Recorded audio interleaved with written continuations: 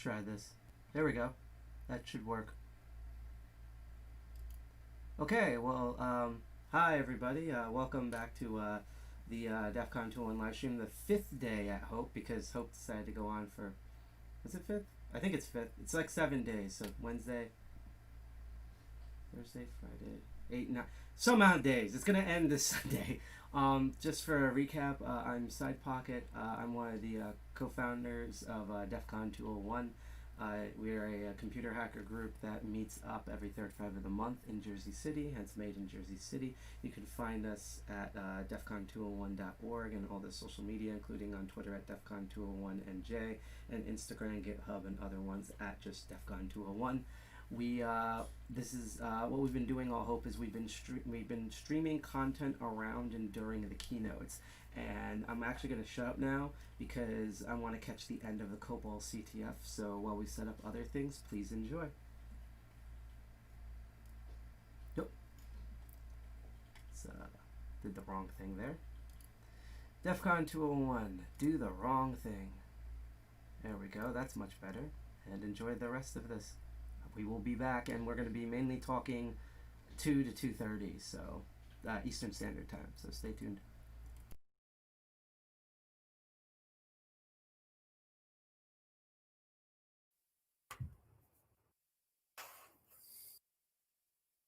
This Constable Rally Team, okay. Super Hacker, there we go.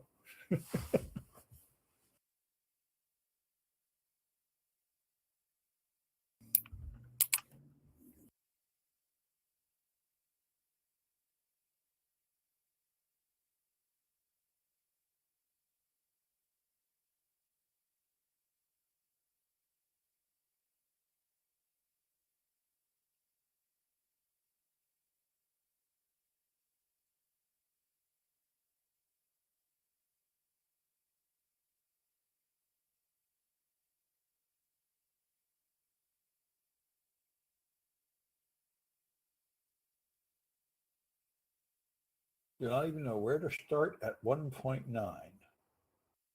Yeah, good that it stays after the workshop. Yeah. All right. Let me see if I 1.9 is that the. Oh yes, it took me a while. I tell you, the way I actually did it was I just made 3 strings, and then I figured out how to write to the individual letters in the string. So it's kind of like what someone else was talking about. And there. Oh, I made tables. So I modified the tic-tac-toe thing. So I went to the tutorial and I found an example of a table. There.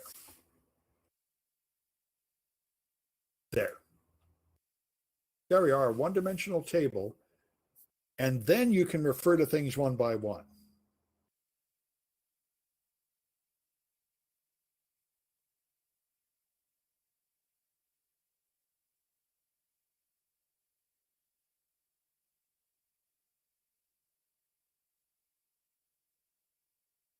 And here's how subscripts. Okay, this is the subscript I did, which was easy enough that I could understand it.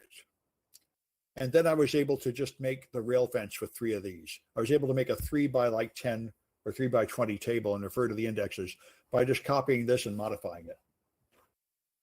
So that's how I got started on that one. This mess makes like a 3 by 2, and so you can turn it into a 3 by 20 or something. And so then you can actually refer to things like that.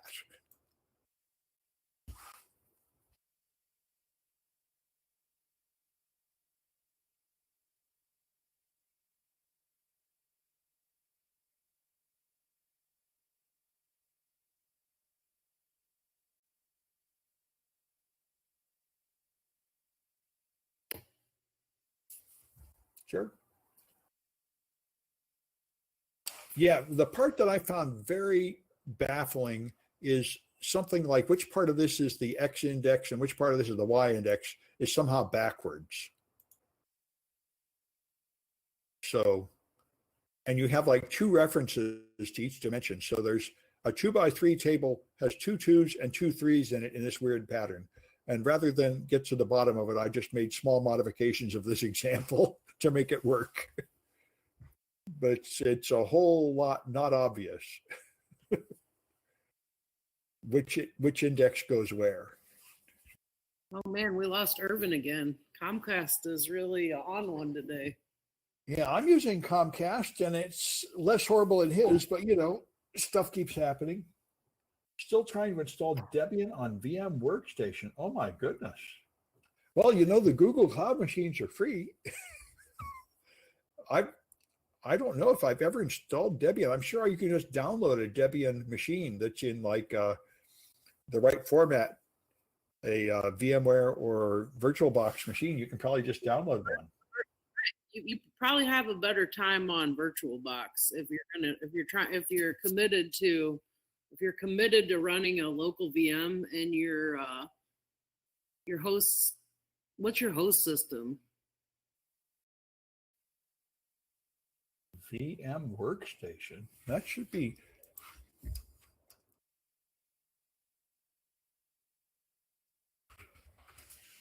Be able to just how do we install Debian 10 on VM? That should just go. Fedora. Yeah. Well, if your host system's Fedora, yeah, you're probably gonna have a better box than you are with VMware. Oh, your host system is Fedora. Oh, that's your problem. Yeah. Yeah, go with VirtualBox for sure. It should be pretty small. Shouldn't be too. Yeah. Yeah. Shouldn't be too huge. But I would just use the Google Cloud is so wonderful. I'm a huge addict.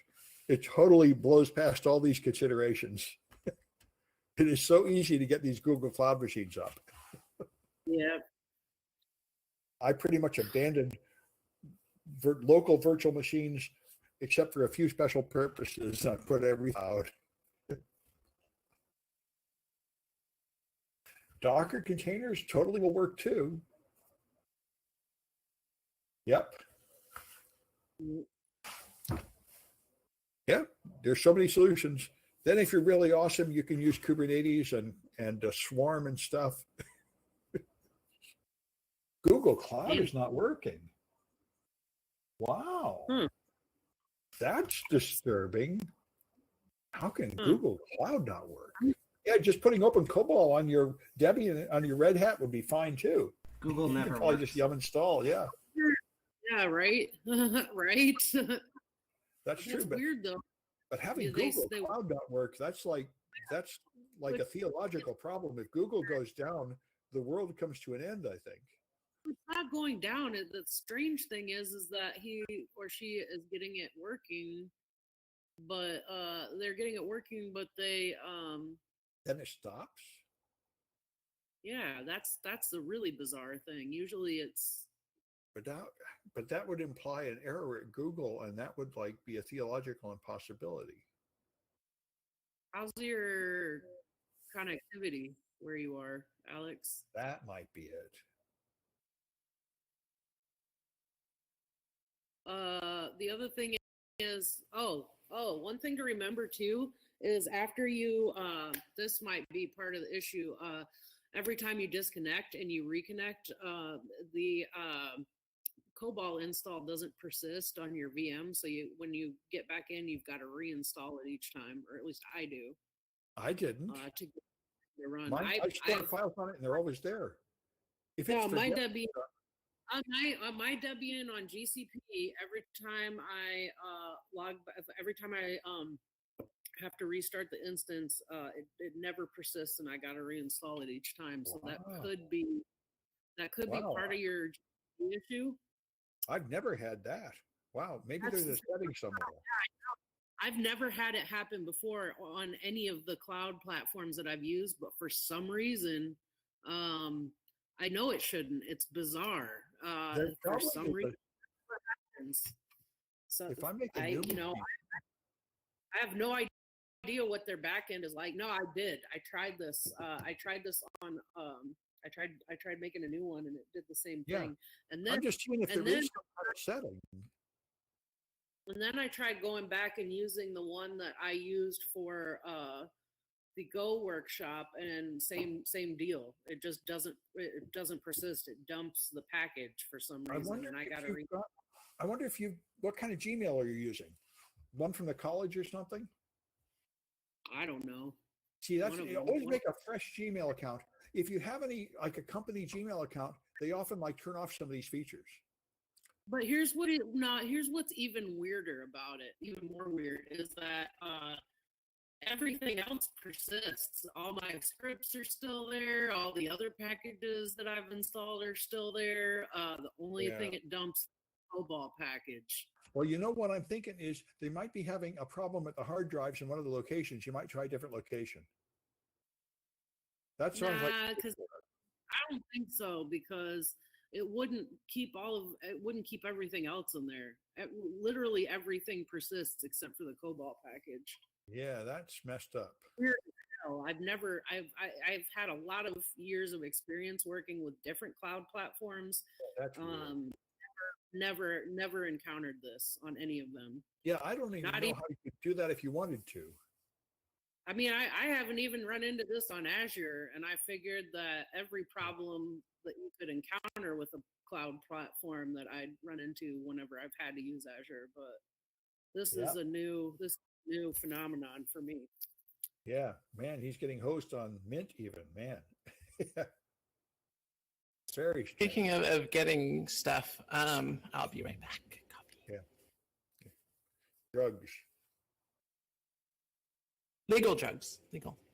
Yeah. Yeah, well, this is there's always something. But if the cloud did that to me, I would not be such a fan of the cloud. I've never had my cloud machines host me like that. That's the weird thing about it. I've had my cloud machines hose me, but it's usually an all or nothing thing. It's not just like dumping one single package out. That's really weird. Mm-hmm.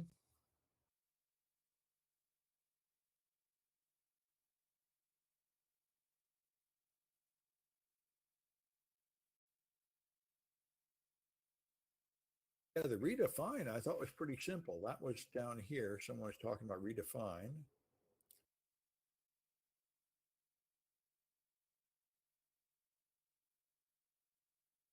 What do you guys think the problem is? Do you think There it's was hosting or one Google? actually where redefine was. Which type is which in the redefine? You can do it either way. That was here.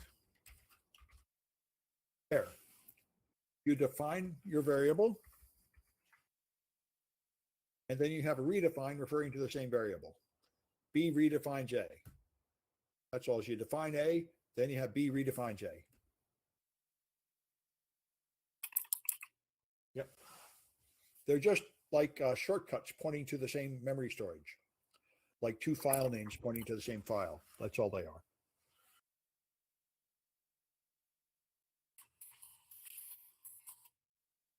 You're converting numbers to characters. Yes, there is no difference between characters and numbers. You just point to the same memory location and use it both ways. So here I have A refers to this as a number, and B refers to it as a string, and you can just totally use it both ways.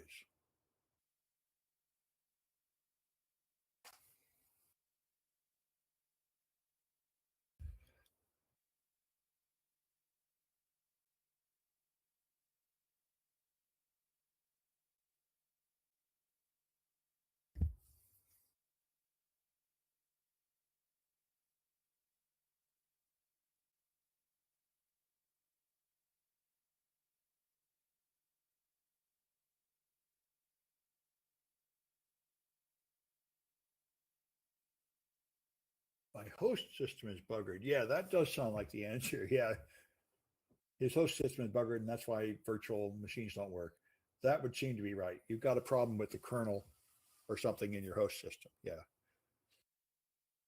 Well, I remember a few years back, Liz spent like 2 hours with a bunch of guys at our workshop at DEFCON trying to get their VirtualBox to work on Arch. Hey, and I was successful too, but it. Ah, were. VMs. It was like a 6-hour Frickin' workshop, and VMs. those guys spent 2 hours getting the VMs running. But still, I'm glad you were there, because if it hadn't been for you, they would just had to walk out and give up. I mean, I never would have solved that problem. Yeah. Okay. I feel yeah. Well, yeah. Yeah. Well, we got 10 minutes before the official winner. The challenges and scoreboard will continue to run, but I will archive the scores and remove them so I can declare an official winner.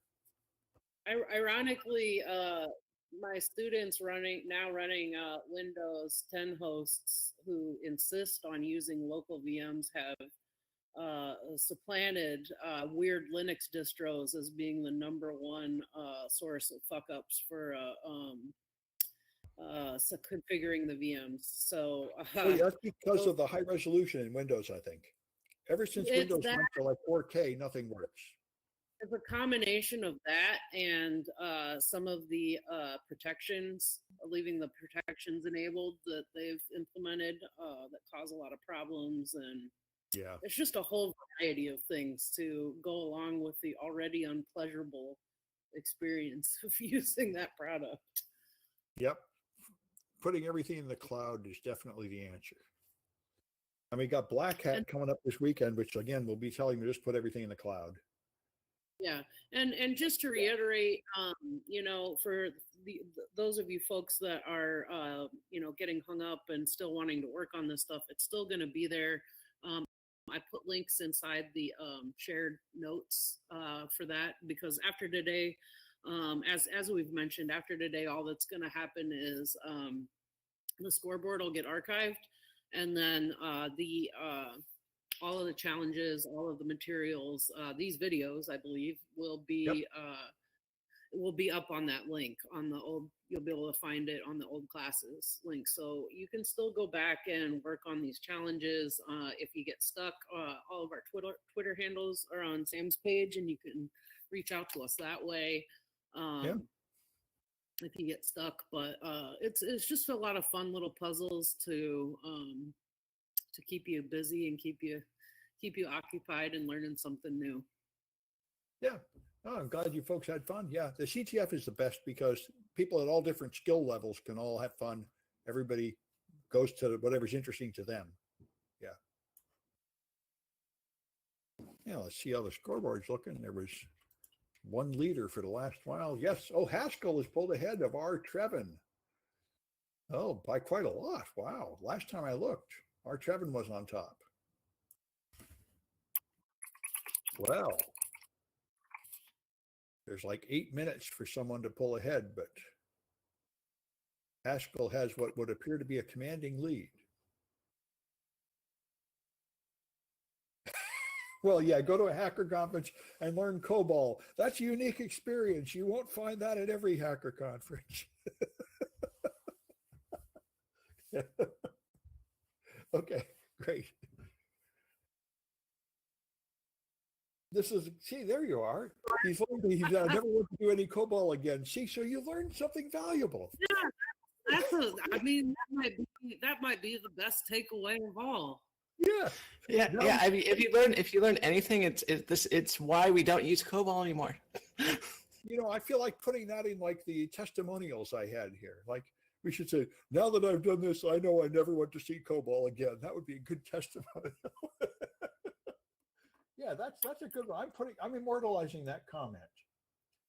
That's I think a user testimonial. That's a good one. I was gonna say that's a testimonial right there.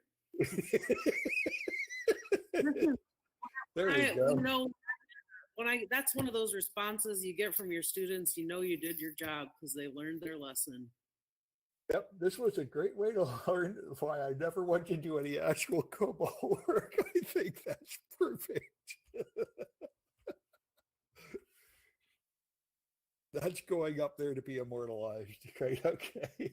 You could say that with most things in computing. I love that.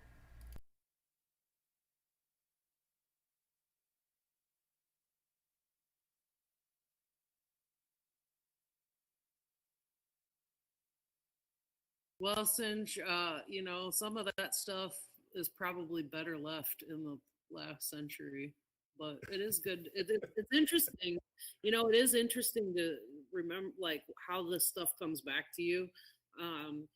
When I had been working as a software engineer, and when I started taking Sam's classes, and I had done some networking and stuff like 20 years ago, but it was gone.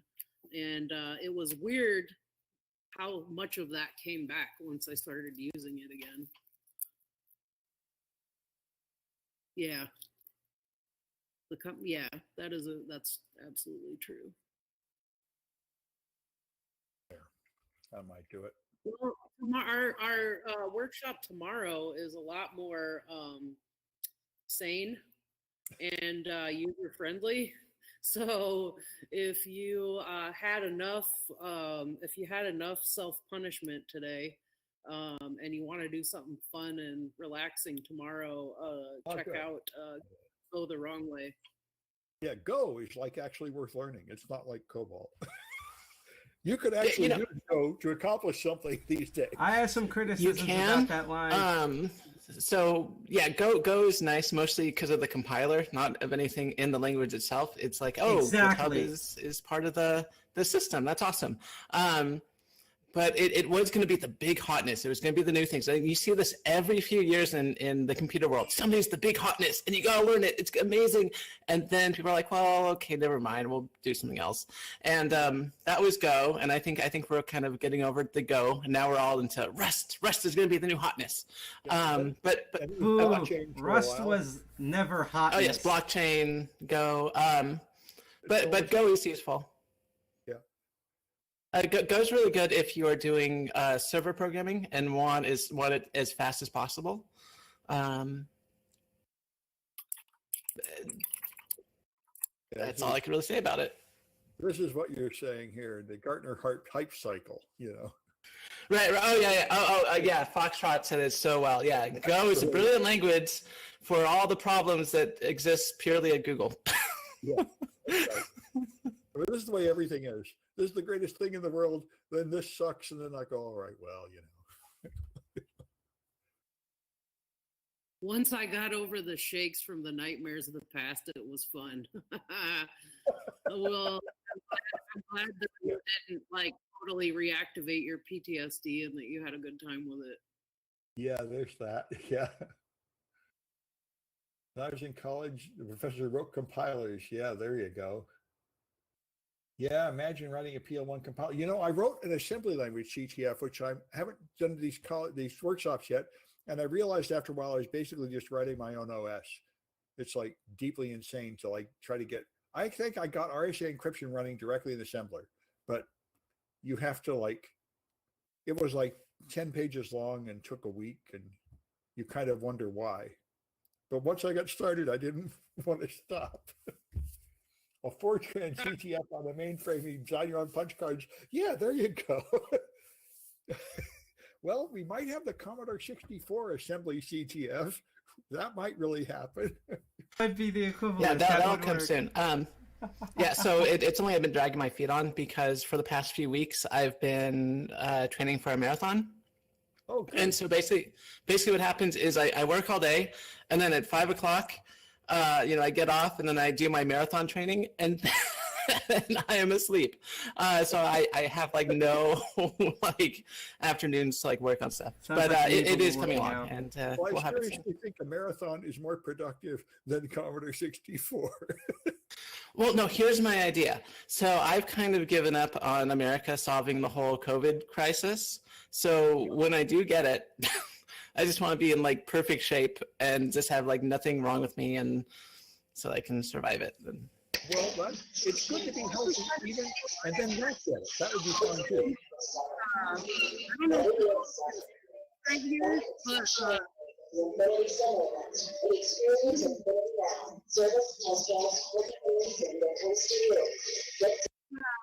part of the realm, can you mute your mic? So I don't know if anybody can see this, but I actually have a couple of punch cards here. Oh, is that what they are? Yeah, it's cool.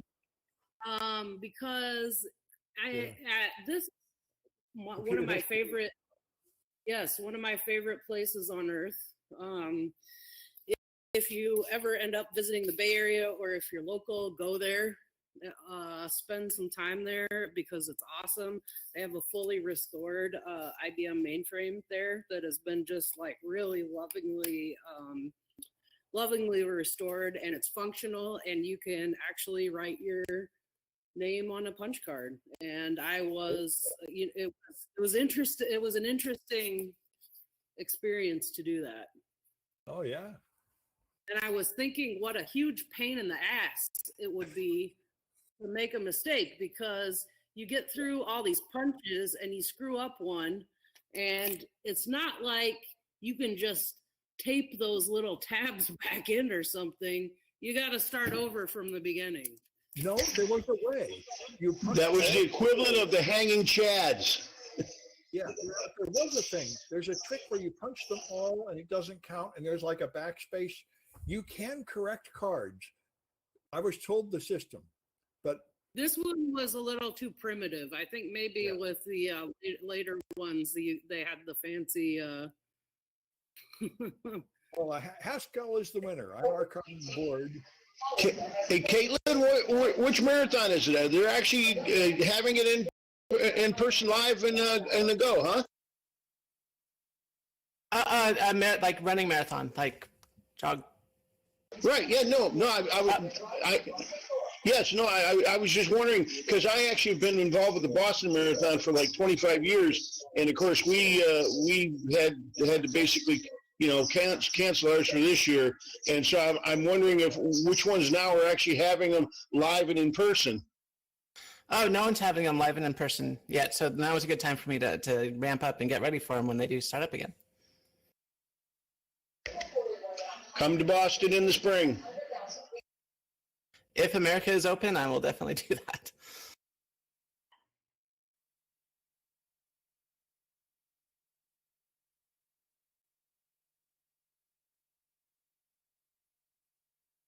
There we go. I think we're basically going to be done with the workshop. I'm just going to keep streaming until they switch over, so, and then we're going to cover some other things. Sam, Elizabeth, Caitlin, want to thank you for another great session.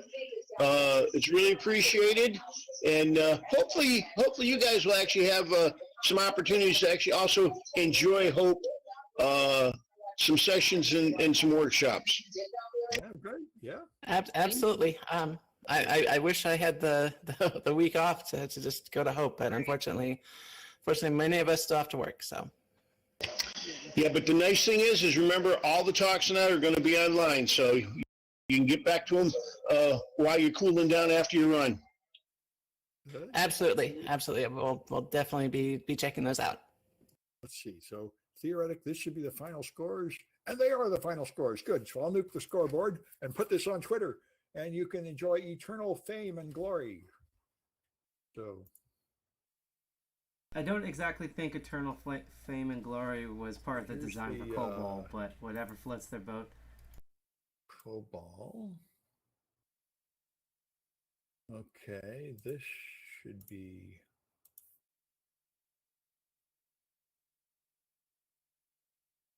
Okay.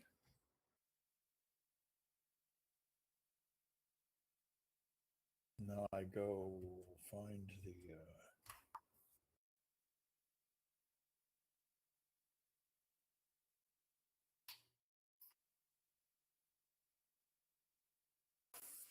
There. That's. Well, wait a minute. That doesn't seem right. Shouldn't be overwriting anything. What happened here?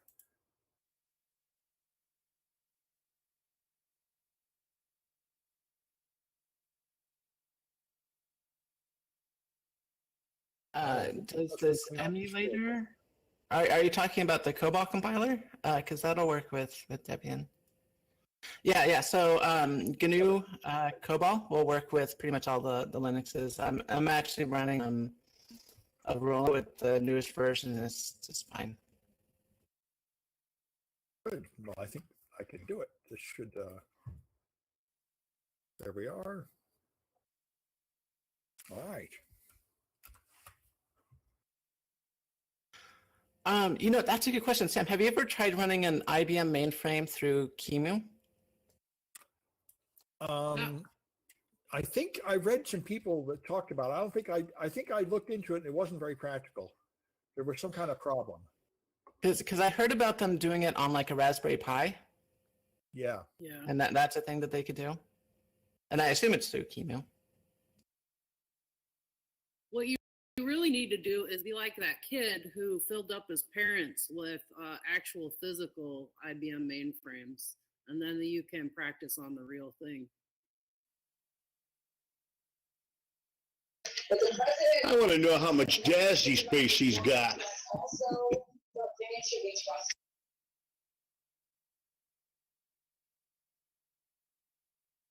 One of these should be this one, I think.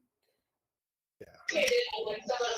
I actually have an old IBM platter disk storage unit, and when company comes over, I serve appetizers on them. There you go. So Haskell is the winner. And then there's R. Trevin and Vegan J. And I don't know if you noticed, but somebody, okay, you're putting the notes back out to the shared, okay. Wow. Somebody is doing something naughty, but I actually had already archived them, so. Oh, somebody already hosted the scores? No, just the shared notes. Oh, okay. Well, those are going Somebody. to a minute. It was not me. I did not host Somebody that. wrote. Oh, yeah. Oh, my. Okay. I wrote fart, but I did not host the notes. Oh, well, that's all right. We are lucky because I can put them back up.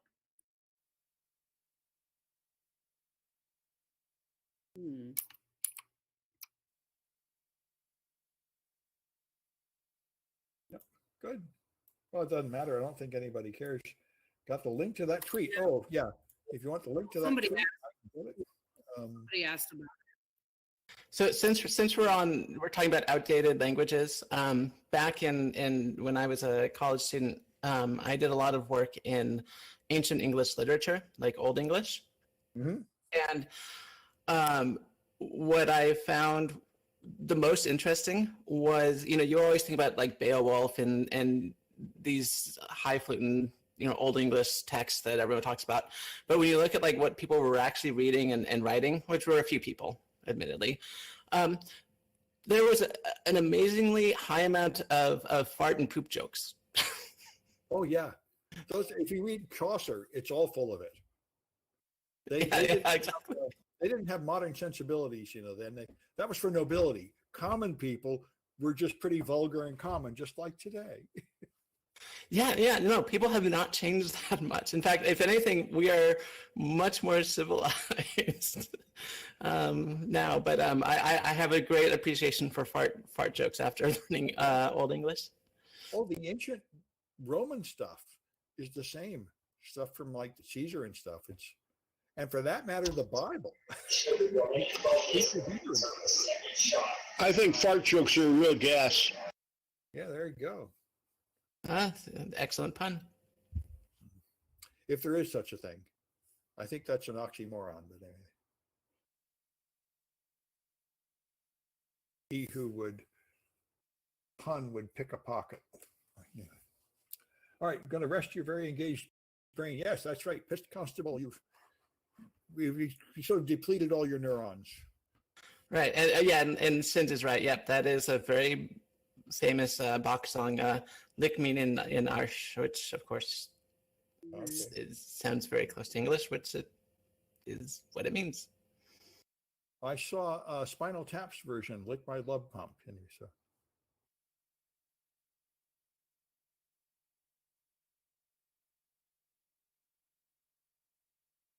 All right, well, I guess I'm going to turn off this big blue button. Farewell, folks. I'll see you tomorrow anyway. If you come back to the next one, where we'll do boring old Go, which is not as glamorous as COBOL, but, has some virtues. I'll send Sam a copy of the shared notes so he can maybe just throw a text file up on the workshop page, since some of you have been asking about it. So then you can access that later. Somebody wants the shared notes? Yes. That's happened at every workshop so far. Oh, I've never even thought of that. Yeah, and the nice thing about the Go workshop is that I've actually used Go professionally. So we're not going to be just a bunch of people up here who don't, like COBOL. Haha, that's funny. Let's bring COBOL together. No. Well, but you might actually know something. I don't know. Well, no. Sam's pretty good at Go. Liz has been programming forever, so we'll be able to have. Not our first problem with that either. We actually did that at besides San Francisco right before everything went to hell. So yes, that was our last in-person workshop that we got to do. Yep. Yep. So you're in for a treat because all three of us are it's really fun. Good Go people. Really yeah. This is program everything.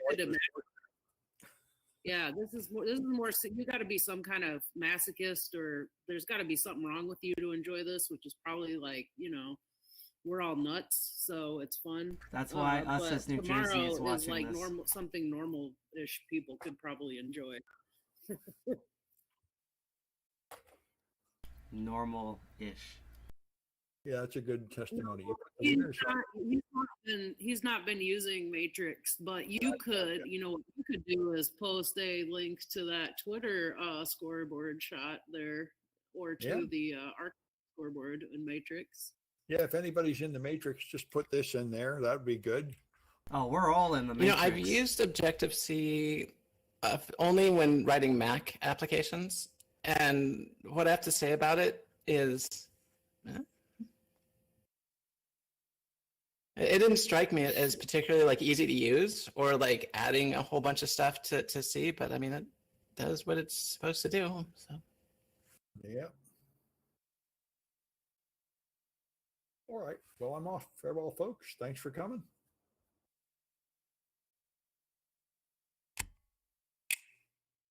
All right. See you later.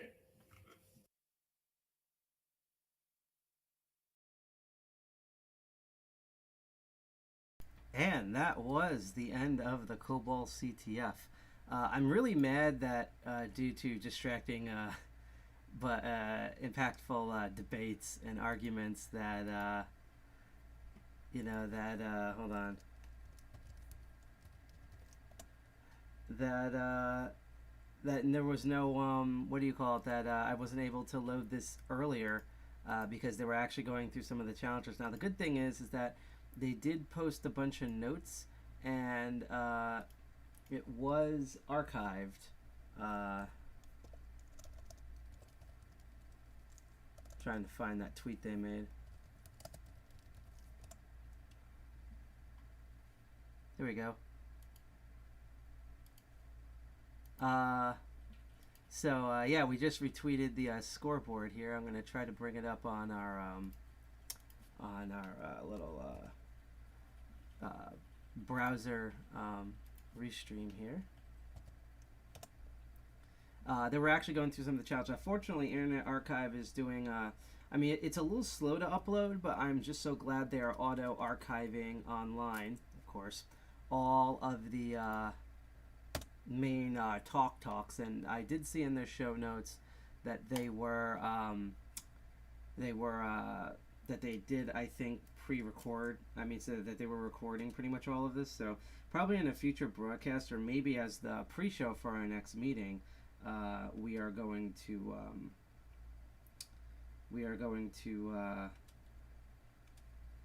show kind of part of that stream, because I was watching it and like some of the challenges and the solutions for them, like where they had to generate strings and stuff, which is absolutely hilarious. So that was pretty fun. So we have roughly an hour, and I'm working on a 6-to-6 pin lockpick extreme practice lock. But before I guess we go into that, I've been debating about doing this. So we're still doing some stuff behind the scenes. I'm actually going to close our reaction camera, and we're going to fill up the time, because if we look at the Hope schedule, by the way, this is the COBOL CTF tops, Haskell, one, I typed his name wrong, obviously, Rentrivinok, Vegan J, Kix D Sky, I just realized that's funny, Daniel Bloom, Sky Raider, Pertur Novak, Ferret, so we had an actual ferret competing in COBOL, Catherine Issiter, and Foxtrot with 2 X's, an extra X there, and they'd be able to bend certain ways. But that was the winners for the COBOL CTF, and it was really cool. Unfortunately, I couldn't participate because I'm literally, why is Air Force One trending? I'm so broke that I can't run the simple $5 for the Google server thing. But again, at least they have all this stuff archived. I'm actually going to look into that in a couple of seconds. Let's see here.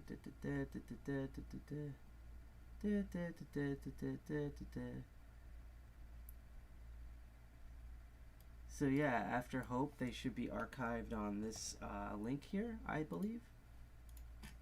Let's try that out. And basically what I'm going to do is, as I said, we've been doing guides. I guess it'll be here somewhere in this long list of stuff. But yeah, we've been doing guides for Hacker Summer Camp, the Ultimate Hacker Summer Camp, which is basically all month in August. And right now, Hope's been going on. Eventually, we're going to check out the main Keynote, who I'm really excited for. Come on, load, you slow boated piece of crap. Come on, this is why we usually have the text one as well. There we go. Idalin Bobé, I believe is how you pronounce her name. I hope I didn't butcher that. I probably did. But she's from techactivist.org. I've been to a bunch of her meetups in New York City in the past, and she's really amazing. But we also want to let you know that if you did register before the 20th, and we're still having issues with registering that, but RightsCon is going on right now. It's from the awesome people at Access Now. And it's about digital privacy and security and rights, net neutrality, not just in the United States, but around the world. And one of my favorite things about RightsCon is not only are they, it's also about watching important people talk about different aspects, but they also want people to take action online. So they're very active here on Twitter. I should actually log into our Twitter through this eventually. I'll probably do that on our next stream, since I don't want to dox anything live. And actually what I can do here is let's actually go for the desktop mirror and then real quick. So now you can see all that, and let's load up the same URL above here. Let's see. I'm gonna look up these hashtags and retweet some things.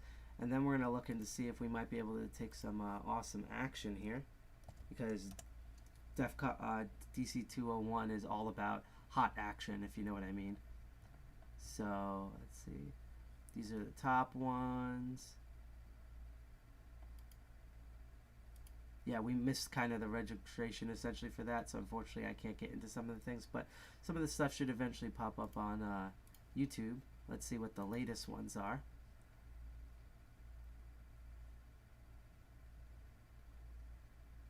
Let's see, yeah, media narratives and racial justice. Totally retweet that. Let's see. Defund surveillance. I agree with that. Holy crap. That needs to be on a, I hate to be capitalist, but that needs to be on a t-shirt right there. Here's COVID stuff. I'm always big on COVID stuff. Election security is always a big thing.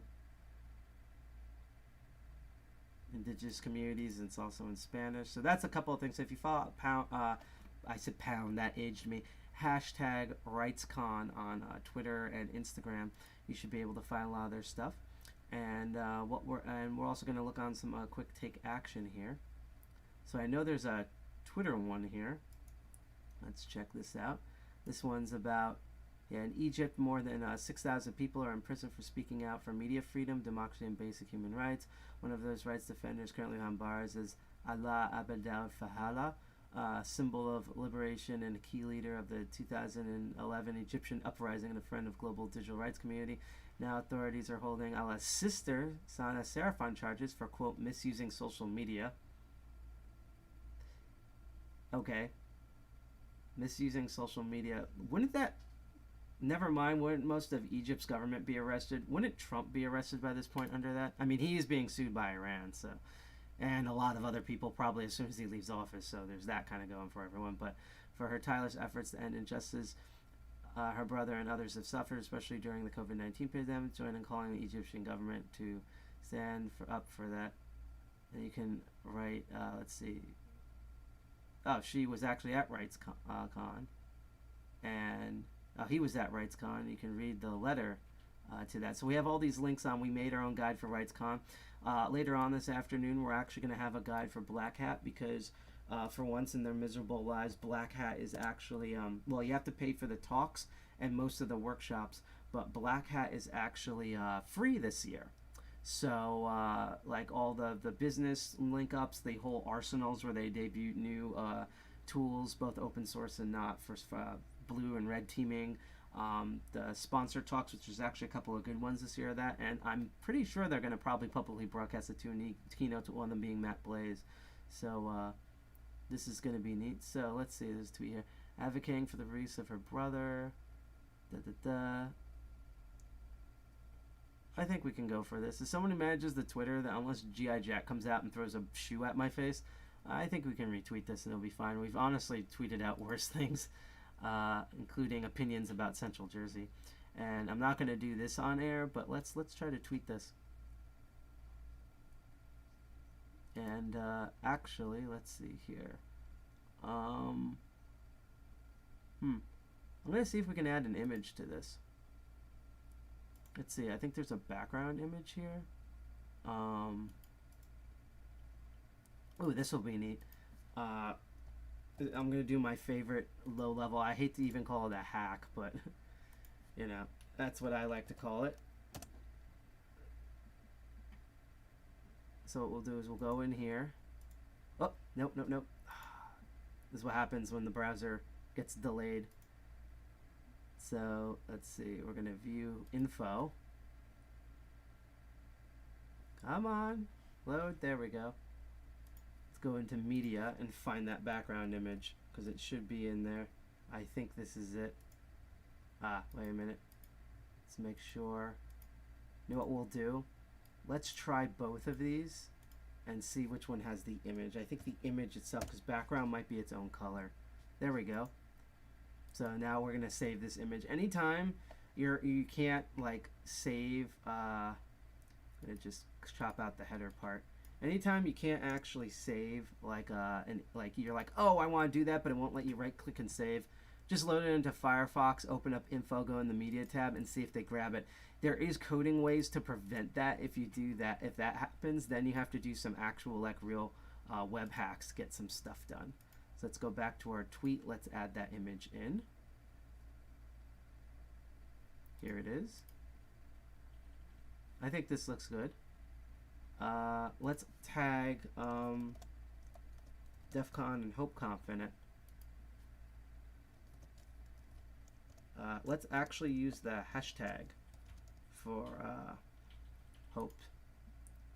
I think that's our limit there. So hopefully this will spread around and tweet. There we go. So we just interacted with RightsCon as, let's see, what is Murphy saying? Yesterday we announced 15 million. Nice. Good job there. The federal government's not doing this, so, you know. Let's see. Oh, stop with the advertising.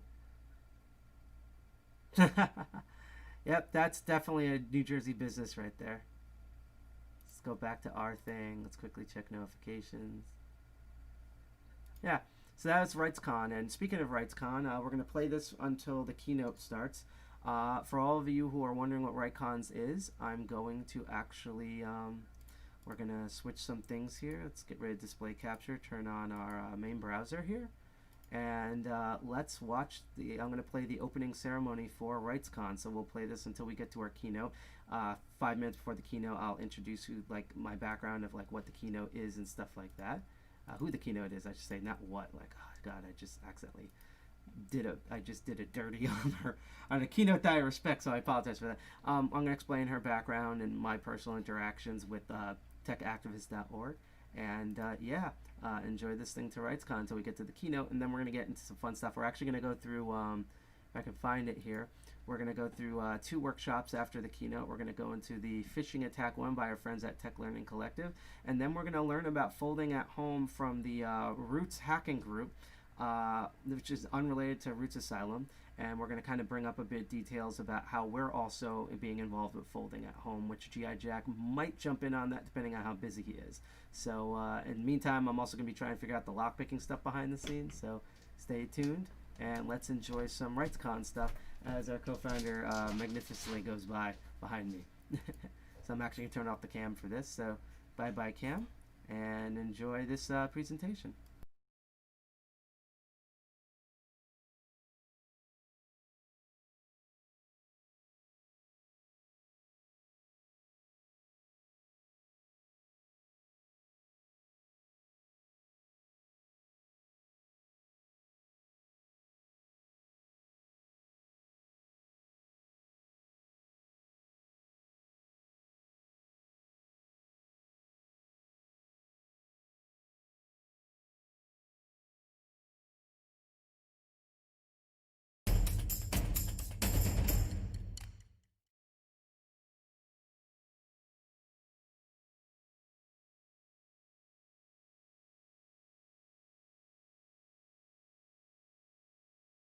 Access now.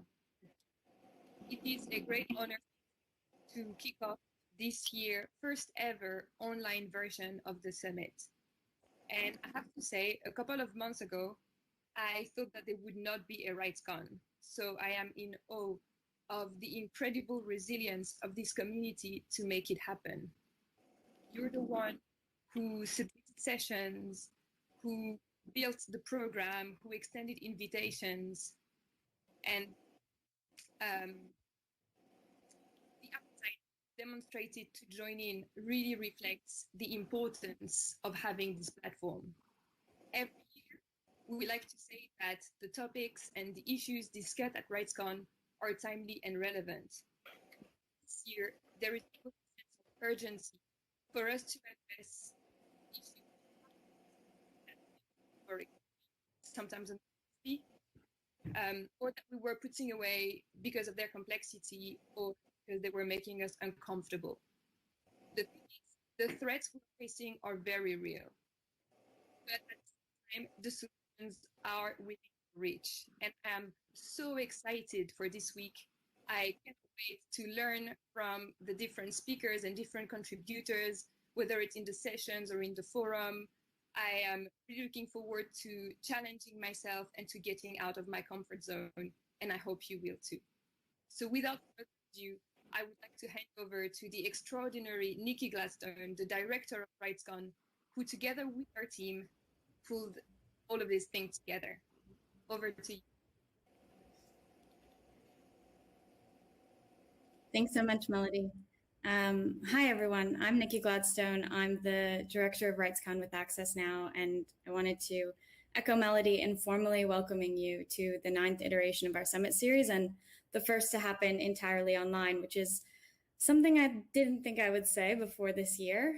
And one of the things that I think I was most worried about when we were transitioning online, worried that I would miss the most, is the energy of everyone from the community in one room. And I think it's really powerful to think sitting here in Toronto, knowing that everyone is connecting across different places from their own corners of the world. And whether you were meant to be in Costa Rica or whether you weren't going to be able to join us in Costa Rica, it's really powerful to know that we are all able to be here together connecting as a community. And I think RightsCon is going to look very different in this environment for many reasons. And we thought a lot about that when deciding how to take it online. And I think anyone who's ever been to RightsCon can appreciate how complex it sounded to bring something that large, that dynamic online. And as we went through the process, I think something that we always knew was that we had to do it. It wasn't a question of would we bring it online? It was just how would we do it and how would we do it justice? And an overwhelming majority of many of you told us that it was important to you too that we did that. When we did a survey asking if that was what was wanted and needed, and asking you if you wanted RightsCon to come online, you told us that you would take that jump with us. And so thank you for doing that and for being here with us. In the current context, as the spaces that we're used to holding together are shifting and moving and adapting, in a lot of cases, they're also shrinking. Community building and connecting and these types of convenings are more important than ever. In this context, I think, and I really believe that civil society has to create its own space. And that space is here at RightsCon. It's what's been created, and it's where we are welcoming an incredible 7,828 participants from 158 countries. And we're welcoming you all to a platform that's main purpose is to be a space for you to strategize, have conversations, and really move forward your work collectively. And with that, it is my absolute pleasure to hand it over to Brett Solomon, Executive Director of Access Now, to talk a little bit more about the issues that are at the top of the agenda and let you know who will be joining us for the opening ceremonies.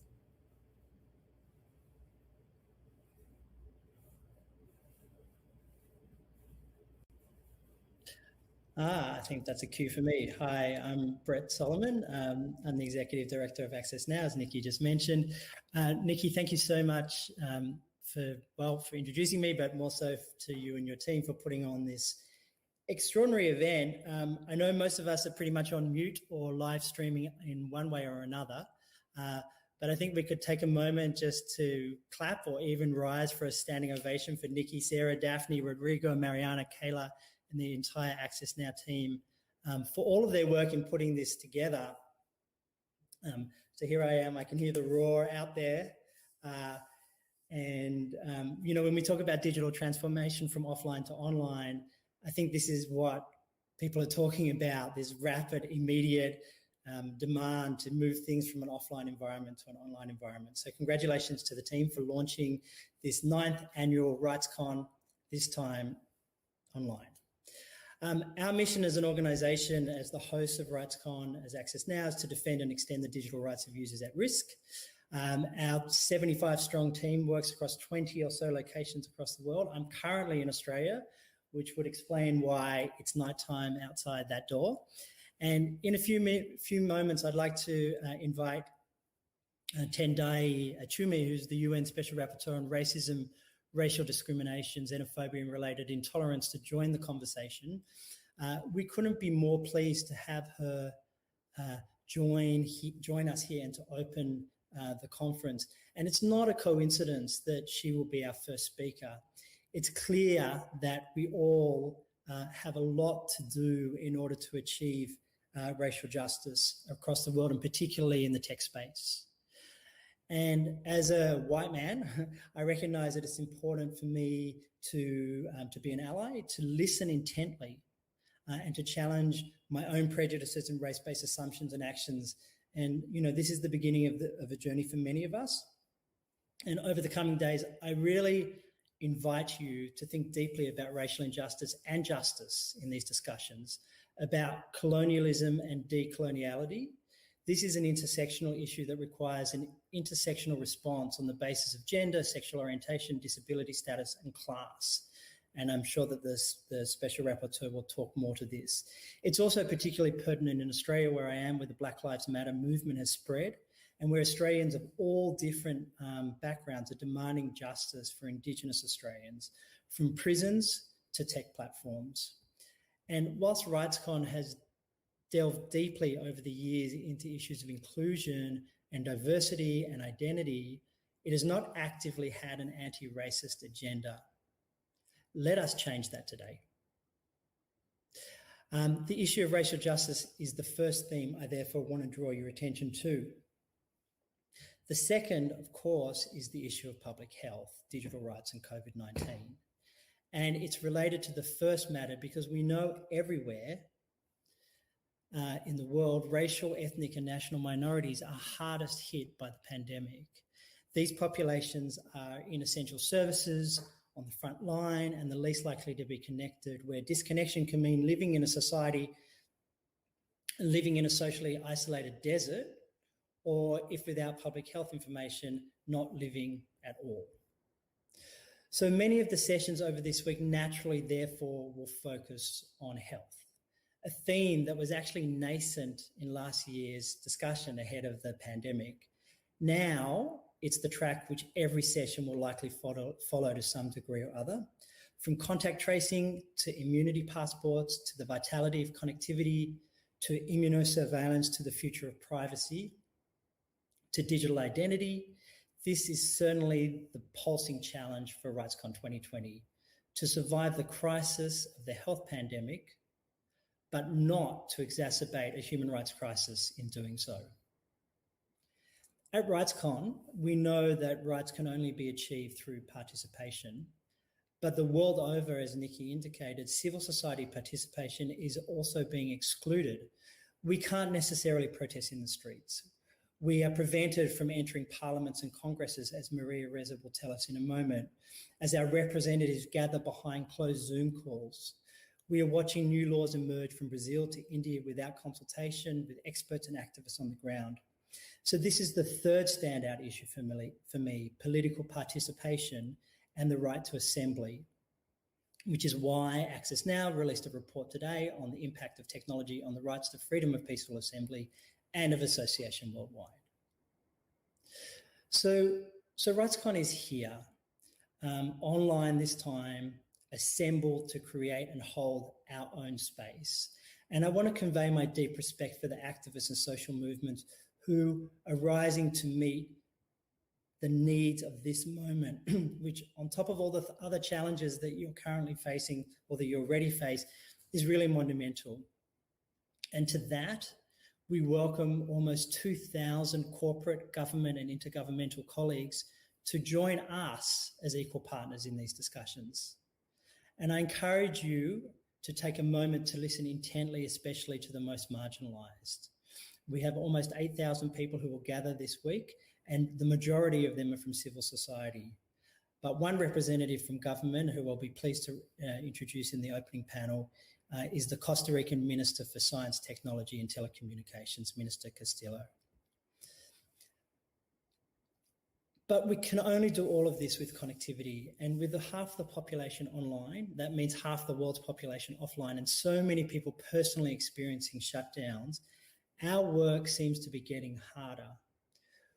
We are working closely on intentional disruption to the network from Ethiopia to Myanmar to Kashmir. This year has already seen 53 shutdowns in 15 countries, and the Keep It On Coalition is working hard in the courts from Togo to Indonesia to prevent that, where it was held, in a sense, that access to the internet is a right which cannot be taken away by the state. But the battle for global rights respecting connectivity has not been won, and this is the fourth theme that we must address. So to conclude, every year at RightsCon, there are multiple external human rights abuses and crises which are unfolding. Last year, our attention was on Sudan and on Hong Kong. This year, the crisis has again intensified in Hungary, where there is a press freedom emergency being broadcast in real time. The biggest news site, Index, which is perhaps the last remaining or one of the last remaining independent news sites, saw its editor-in-chief fired and the subsequent resignation of the full editorial staff of about 100 people. This is particularly devastating in Europe. And to that end, we'll be joined by one of the leading press freedom advocates, Maria Reza, who was listed by Time magazine as one of the 100 most influential people of 2019, as she has extensively reported in the Philippines on President Duterte's deadly crackdown, including in his State of the Union address, which just happened prior to this opening ceremony. And she will be our third speaker in the lineup today. And like each year, I want to draw attention to the plight of Alaa Abd El Fattah, who has been detained in his home country of Egypt for almost all of the 10 years since he spoke at RightsCon in 2011. His sister wrote to me today to say that Alaa, a software engineer and advocate, has now been in maximum security for 10 months straight in horrific conditions. And that's the photograph of him when he spoke in 2011. And thank you for putting that up. Since the crisis of COVID started, she told me today that the Egyptian government has used it as an excuse to tighten the isolation and denial of rights of all prisoners, of which there are thousands. Her letter and her full story can be found on the Access Now website, and again shows the intersectionality of all of the issues that we'll be discussing at RightsCon over this coming week across over 300 sessions. And I think that's my roundup. So let us hear, please, from our first speaker, the UN Special Rapporteur, Tendai Achume. Please, the floor is yours, Special Rapporteur. And thank you very much, Nikki and the entire team for including me in this amazing session. I really regret that we cannot all be together in person, but I'm really excited to be able to join you virtually. As you're all aware, nationally and transnationally, an uprising triggered by the murder of George Floyd has really forced a long overdue interrogation of systemic racism, not just in the context of law enforcement, which itself heavily implicates tech, but it's forcing a conversation around systemic racism in all fields of life. And the area of tech is one where this conversation is equally urgent. And so I'm really pleased that this is going to be a theme that is addressed in different settings, and one that's addressed alongside other themes such as health and other human rights issues. I'm joining you today because my last report to the Human Rights Council, which actually I just presented in July 2020, focuses on racial discrimination and racial injustice in the field of emerging digital technologies and their design and in their use. And even while the issues are especially salient right now, I want to highlight that I began working on this issue about 18 months ago. And I was motivated to do so by a number of factors. On the one hand, there were definitely researchers and advocates who were working on racial justice issues in the field of tech. I found that those groups tended to be marginalized from the most salient conversations within the UN system and even within the human rights field around how we think about that intersection between tech and human rights. And then in conversations around tech and human rights, to the extent that racial justice and racial discrimination issues were a part of the conversation, they tended to focus very narrowly on a set of issues involving hate speech online and perhaps content moderation. Those are important issues. But as we will be discussing in this opening ceremony, and I hope in some of the other sessions you will have, that's just the tip of the iceberg. And so my sense was that in the tech and human rights space, the most focused on norms that were receiving the greatest attention, at least within the UN framework, were privacy, freedom of expression, and then there were some other powerful interventions from other special rapporteurs who focused on socioeconomic rights. But there was a need to really grapple with what human rights norms around racial justice and racial equality really have to say about the tech space, how tech is designed and how it is used. And so the report that I hope we'll be able to go into in more detail really tries to bring some of that analysis, taking what I describe in the report as an intersectional and a structural approach to thinking about racial justice issues. So in Brett's introduction, he spoke of the importance of thinking about racial justice and racial discrimination alongside other forms of injustice and discrimination, whether it's on the basis of gender, disability status, class, and my report very much attempts to take an intersectional approach.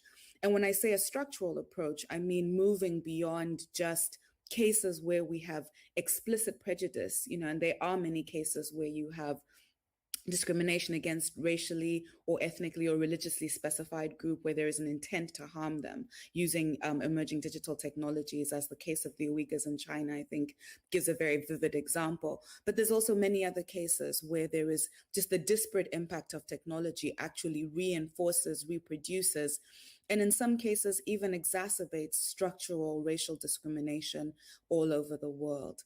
Another aspect of the report is that it offers a global analysis. Sometimes conversations around racial justice and racial injustice can be skewed towards certain regions. But what the report really aims to do is to show that we have a global problem here. And it's very important that we bring global norms to bear, and they're very powerful norms in the human rights framework that can be deployed more robustly than they have been. And so I'm hoping, in part through the conversations that will be had at RightsCon, that the human rights community will act more forthrightly and take on more centrally issues to do with racial justice and racial injustice and racial discrimination in the context of emerging digital technologies, because that is one of the ground zeros of where we see some of the greatest harms. And so I'll end there, and I look very much forward to this conversation that we're going to have in this session, and then to also the sessions that will follow. Thank you.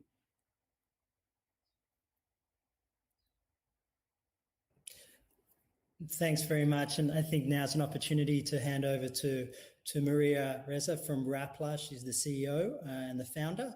Maria, I know you've had a very busy day with the State of the Union address. Love to hear from you for a couple of minutes, then we'll hear from the Minister, and then we'll come into a group conversation.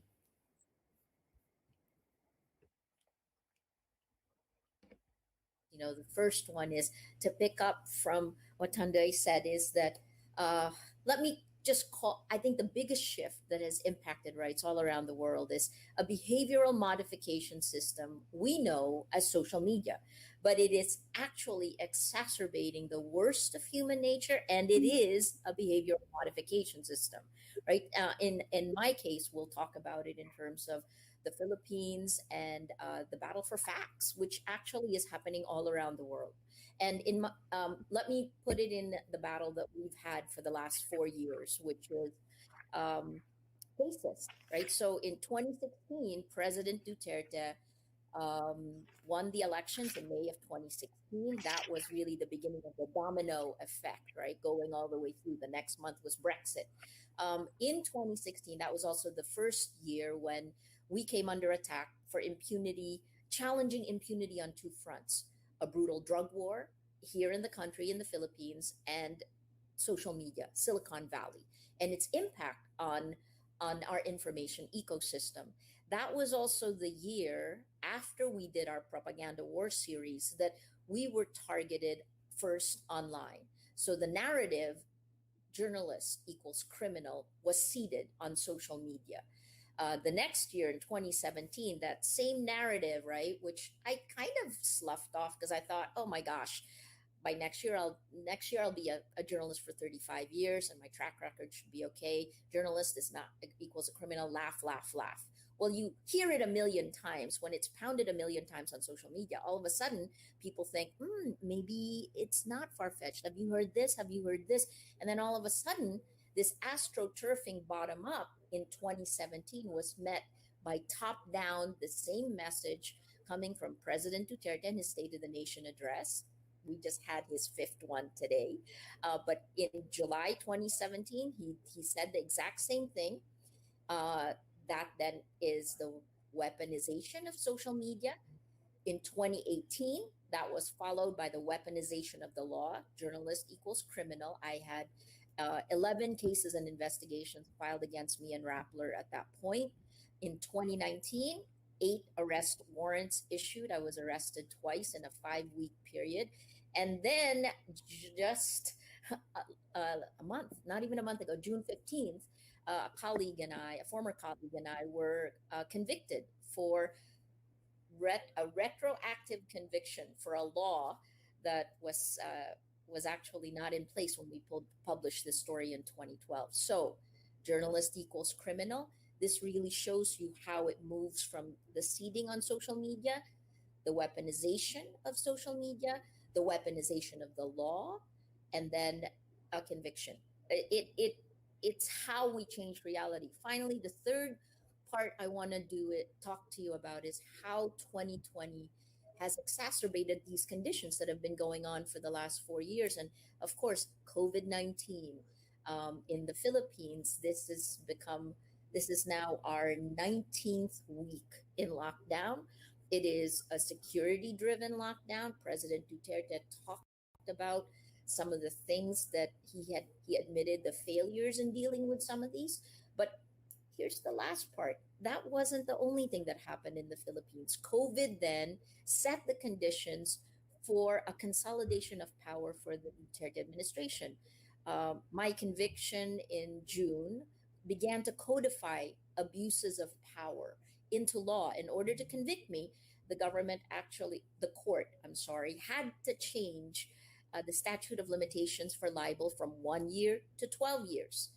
That was followed soon after by the permanent shutdown of our largest broadcaster in the Philippines, ABS-CBN. And that is followed by the third part, which is codifying into law an anti-terror law that was passed through Congress in just 5 days, that essentially would give cabinet secretaries the power to designate a critic, a journalist, someone like me, a terrorist. And by doing that, we can be picked up without an arrest warrant and jailed for up to 24 days. So you can see the landscape has changed, and technology plays a critical role in beginning this effectiveness power.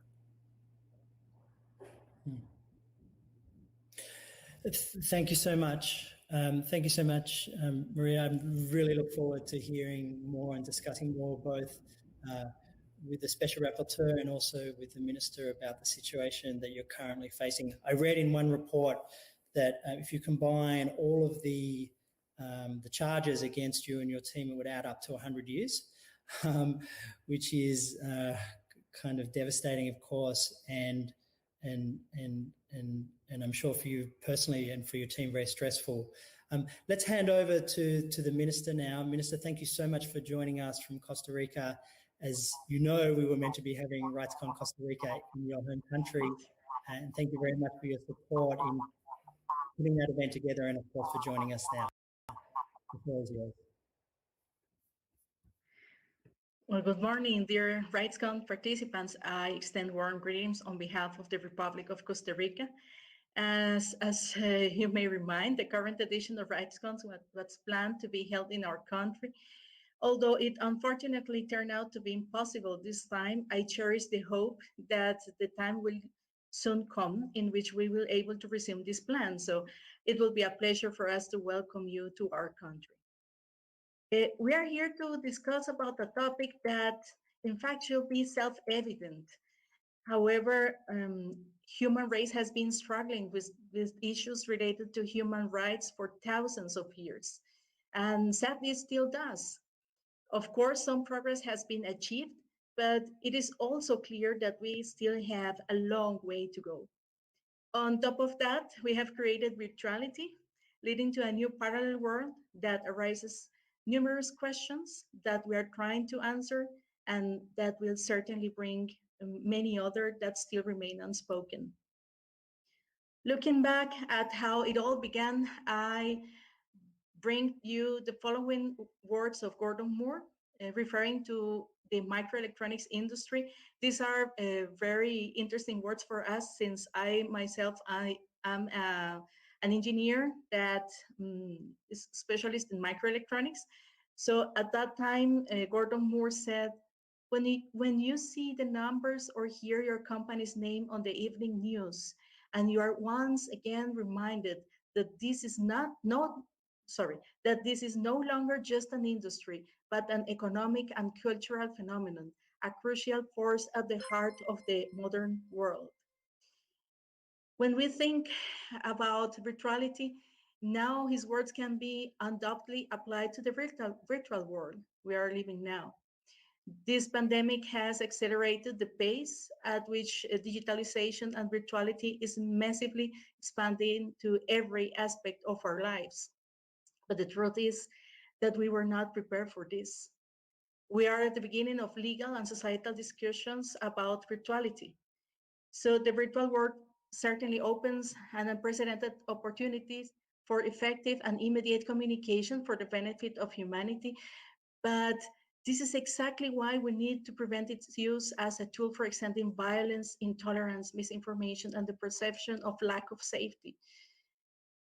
In 1982, in his book Critical Path, the futurist and inventor Richard Buckminster Fuller indicated that until the year 1900, humanity needed a century to duplicate its knowledge. At the end of the Second World War, it took 25 years, and today we need only 13 months. IBM estimated that Internet of Things will reduce the time to double the amount of information generated by human race to just 12 hours. So we are living in privileged times of exponential advance of knowledge and technology, and no other time in history has witnessed the generation of this amount of new information and knowledge. But what kind of information we want to be generated? How much of this information refers to us and is obtained without consent? How to deal with freedom of expression, but also with fake news and digital violence. we have the right to be connected. And this is something that the pandemic really brought as an issue.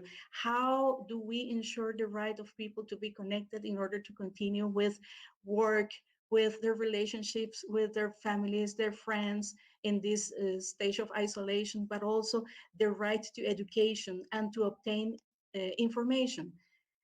And what about the gap in digital literacy? So people also have the right to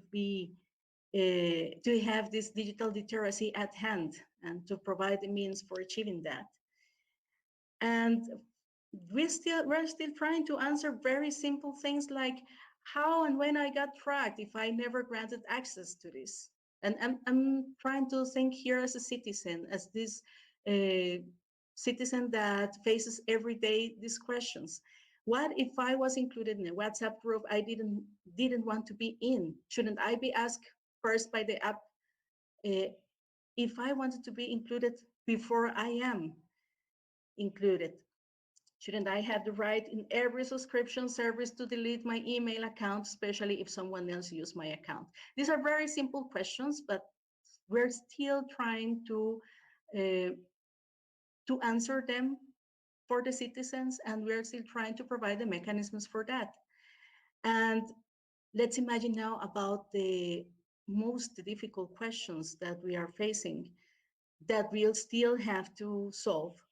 For example, the legal concerns in institutions and citizens about data sharing. And in our country, and probably in many countries, the pandemic revealed important legal and procedural gaps. And people is turning to our ministry to answer many of these questions.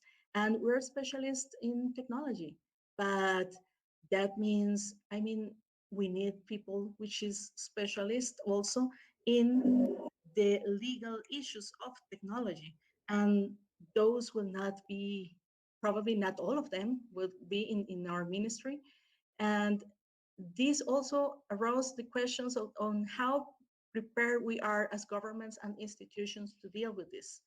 And if law enforcement is difficult in the non-virtual world, how are we going to cope with this in the virtual world? So there are really still many things to be solved, and I am glad that we have the opportunity to discuss them in this conference. I hope that all these discussions and conversations will bring really fruitful policies, decisions, suggestions for people to help them deal with this new world, and also to help governments and institutions make this new world a good one instead of one extending violence and intolerance and inequality.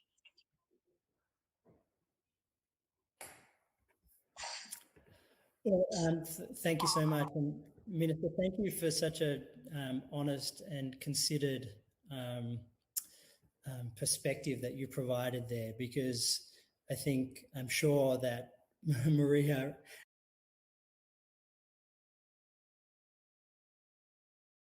And that goes for an entire hour.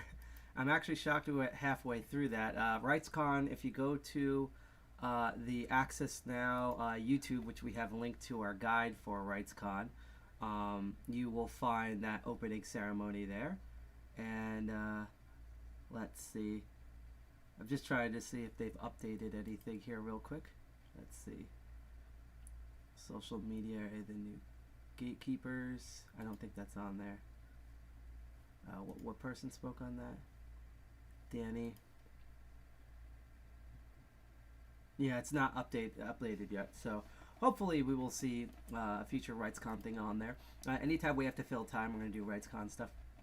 So let's turn on my webcam, and I will talk about our keynote coming up. So there we go. So this upcoming keynote, and I'm going to change shirts for this, is someone who I'm really excited for. I believe you pronounce her name Idalin Bobé, and she is the founder of techactivist.org. which is a grassroots organization providing free technical training and political education workshops to the working class youth activists and disruptors interested in using technology for social good. I've been to a couple of her stuff that have her like classes and things like that that have been at in New York City in the past, and it's really good stuff. I found this out through being Electronic Frontier Alliance member under DEFCON 201 is part of the Electronic Frontier Alliance, which is a subset of the EFF, and because of that I got to hear her amazing thing. I had to chat with her, and she's doing she's really fighting the good fight out there for stuff. I actually was meaning to do my whole securing browser workshop with them before COVID happened. I'm probably going to still send them an email after that just to see if we can possibly do my thing virtually. So I'm really excited to hear her talk. It's going to go on until it's going to start at 4. It's going to go on until 4:50 p.m. Oh, I remember that badge. And let's enlarge this, and I'm going to shrink myself down, and as soon as the keynote begins, we will begin. And again, this is one of the keynotes. It was like yesterday with Black Data for Black Lives, this one, and Tiffany Rad's I'm really excited for. Now there's another dude who's going to be talking about COVID-19, but Matrix button, yay, finally, for Q&A. That's great. So yeah, as soon as the keynote sets start, and here we go. Let's watch.